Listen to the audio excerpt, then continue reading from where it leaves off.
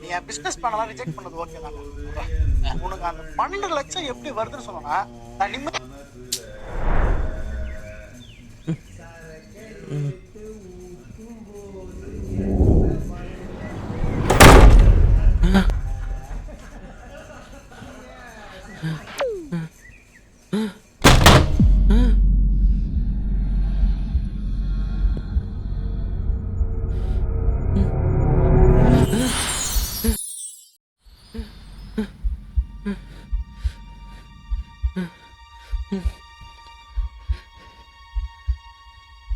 நீங்க யாரு? கடவுளா? என்னை பற்றி நீ தெரிஞ்சுக்கிறதுல ஒன்றும் தப்பு இல்லை. ஆனால் இன்னும் கொஞ்ச நேரத்தில் நீ சாக போறியே. நீங்க லியோவா? நான் உன்னை கூட்டு போக வந்திருக்கேன். உனக்கு இன்னும் 1 நிமிஷம் தான் இருக்குது.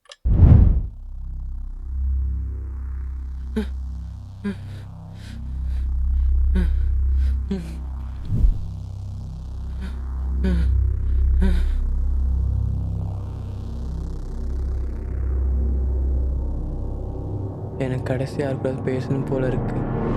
நீங்கள் என் கூட கொஞ்சம் பேசுகிறீங்களா? நாளைக்கு என் ஆளுக்கு ப்ரப்போஸ் பண்ணலான்னு இருந்தேன்.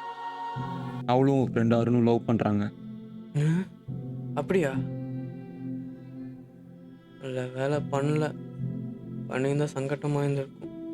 எங்கள் ஃப்ரெண்ட்ஷிப்பே முடிஞ்சு போயிருக்கும். ஃப்ரெண்ட்ஷிப்னு சொல்லும்போது ஞாபகம் வருது. பாவம் அவங்க. நீங்கள் 1ஆந்தேதி வந்திருக்கலாம்ல. மந்த் எண்டு வேறு. அவங்க கையில் காசு கூட இருக்காது. என்ன பண்ண போகிறாங்களோ, எங்கள் வீட்டில் எப்படி சொல்ல போகிறாங்களோ தெரியல. நான் எங்கள் அம்மா அப்பாவுக்கு எவ்வளோ செய்யணும் ஆசைப்பட்டேன்னு தெரியுமா? உங்கள் அம்மா அப்பா ஒன்று அதெல்லாம் எதிர்பார்க்கல. உங்க கூட கொஞ்ச நேரம் டைம் ஸ்பெண்ட் பண்ணணும்னு எதிர்பார்த்தாங்க. கரெக்டு தான். நான் இப்போ சோகப்படுறதை பார்த்து எனக்கு இன்னொரு சான்ஸ் தருவீங்க தானே?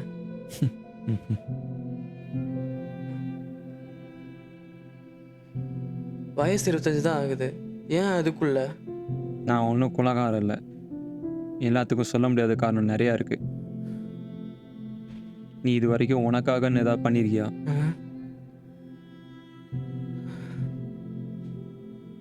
எனக்கு நிறைய ஆசைகள் இருந்துச்சு. டைம் இருக்குன்னு சொல்லி அசால்ட்டாக விட்டுட்டேன். எல்லாரும் இதே சொல்கிறீங்களா?